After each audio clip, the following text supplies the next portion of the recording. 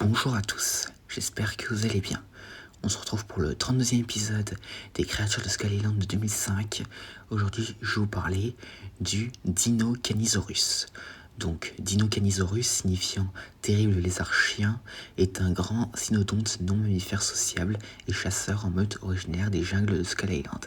Il est d'une longueur de 0,9 à 1,2 mètres et son poids est estimé à 9,5 à 15 kg.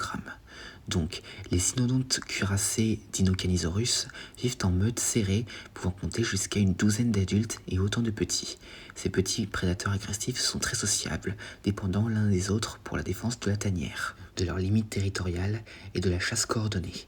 La vie en meute est dictée par une hiérarchie stricte, avec une alpha aux commandes et tous les autres membres de la meute ayant des rôles clairement définis, un peu similaires aux hyènes.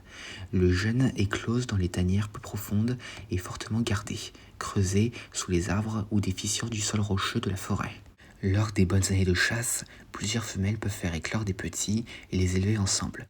Mais au cours d'une certaine saison, l'alpha détruira les œufs et tuera les nouveau-nés des femelles de rang inférieur pour réduire la concurrence avec ses propres petits.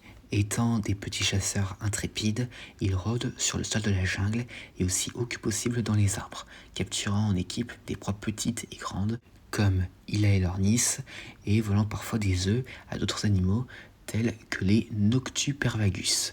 Les dinocanisaures communiquent par des sifflements et des grognements à travers leurs narines, coordonnant leurs actions pour contourner et coincer leur proie.